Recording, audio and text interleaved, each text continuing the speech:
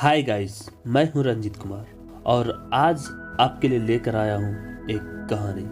कहते हैं परमात्मा की लाठी दिखती नहीं है और आवाज भी नहीं करती, लेकिन जब पड़ती है तो दर्द बहुत होता है। इसी पर आधारित एक कहानी है, तो चलिए कहानी को शुरू करते हैं। एक साधु वर्षा के जल में प्रेम और मस्ती से भरा चला जा रहा था कि उसने एक मिठाई की दुकान को देखा जहां एक कढ़ाई में गर्म दूध उबाला जा रहा था। तो मौसम के हिसाब से दूसरी कढ़ाई में गर्मा गर्म जलेबियां तैयार हो रही थी।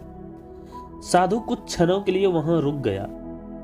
शायद उसे भूख का एहसास हो रहा था या मौसम का असर था, यह नहीं जानता।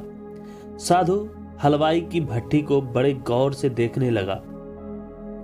साधु कुछ खाना चाहता था, लेकिन साधु को तो जेब ही नहीं थी, तो पैसे भले कहां से होते। साधु कुछ पल भट्टी से हाथ सेकने के बाद चला ही जाना चाहता था कि नेक दिल हलवाई से रहा न गया और एक प्याला गरम दूध और कुछ जलेबियां साधु को दे दी।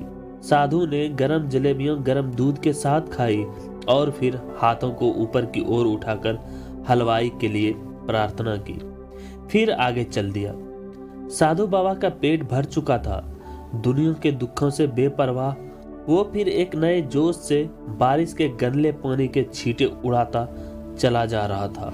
वह इस बात से बेखबर था कि एक युवा नवविवाहिता जोड़ा भी वर्षा के जल से बचता बचाता उसके पीछे चला आ रहा है। एक बार इस मस्त साधु ने बारिश के गंदले पानी में जोर से लात मारी। बारिश का पानी उड़ता हुआ सीधा पीछे आने वाली युवती के कपड़ों को भिगो गया। उस औरत के कीमती कपड़े कीचड़ से लथपथ हो गए। उसके युवा पति से यह बर्दाश्त नहीं हुई, इसलिए वह गुस्सा कर अपने पैरों को जोर से आगे बढ़ाया और साधु के कपड़ों को पकड़कर खींचकर कहने लगा, अंधा है, तुमको नजर नहीं आता?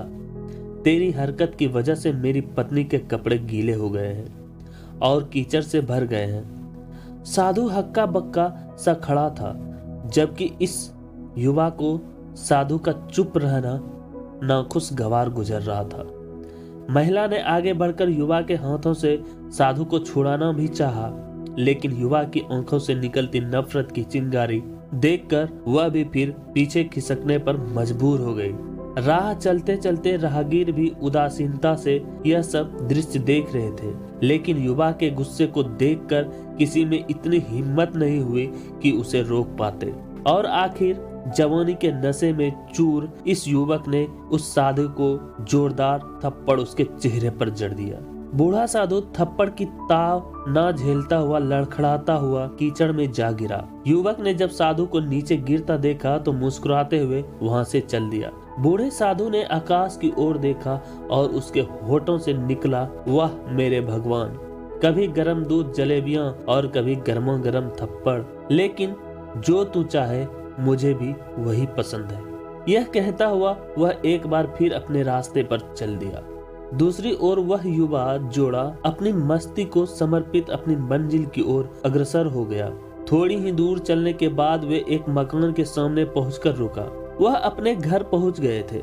वो युवा अपनी जेब से चाबी निकाल कर अपनी पत्नी से हंसी मजाक करते हुए ऊपर घर की सीढ़ियां तय कर रहा था। बारिश के कारण सीढ़ियों पर फिसलन हो गई थी। अचानक युवा का पैर फिसल गया और वह सीढ़ियों से नीचे गिरने लगा। महिला ने बहुत जोर से शोर मचाकर लोगों का ध्यान अपने पति की ओर आकर्षित करने लगी, जिसकी वजह से काफी लोग तुरंत सहायता के लिए युवा की ओर लपक पड़े, लेकिन देर हो चुकी थी। युवक का सिर फट गया था और कुछ ही देर में ज्यादा खून बह जाने के कारण उस नौजवान युवक की मौत हो चुकी थी। कुछ लोगों ने दूर से आते साधु बाबा को देखा तो आपस में कानाफूसी होने लगी। निश्चित रूप से ही इस साधु बाबा ने थप्पड़ खाकर युवा को श्राप दिया है, अन्यथा ऐसे नौजवान युवक का केवल सीढ़ियों से गिरकर मर जाना बड़े अचंभे की बात लगती है। कुछ मनचले युवकों ने यह बात सुनकर साधु बाबा को घेर लिया। एक युवक कहने लगा कि आप कैसे भगवान के भक्त हैं, जो केवल एक थप्पड़ के कारण युवा को श्राप दे बैठे। भगवान के भक्त में रोष व गुस्सा हरगिज नहीं होता। आप तो जरा सी असुविधा पर भी धैर्य न कर सके। साधु बाबा कहने लगा, भगवान की कसम, मैंने इस युवा को श्राप नहीं दिया।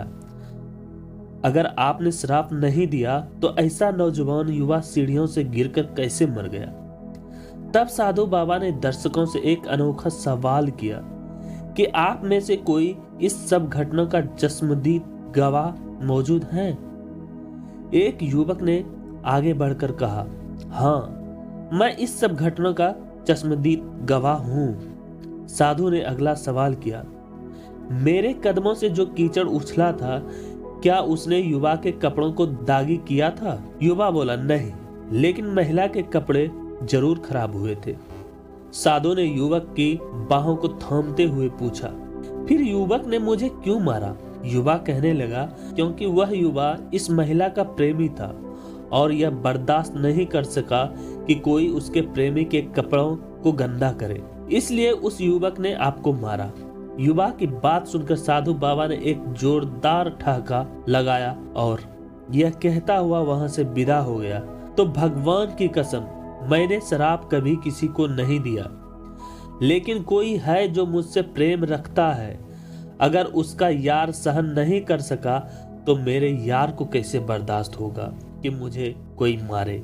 और वो मेरा यार इतना शक्तिशाली है कि दुनिया का बड़े से बड़ा राजा भी उसकी लाठी से डरता है। तो दोस्तों, सच तो यही है कि उस परमात्मा की लाठी दिखती नहीं है और आवाज भी नहीं करती, लेकिन पड़ती है तो दर्द बहुत होता है।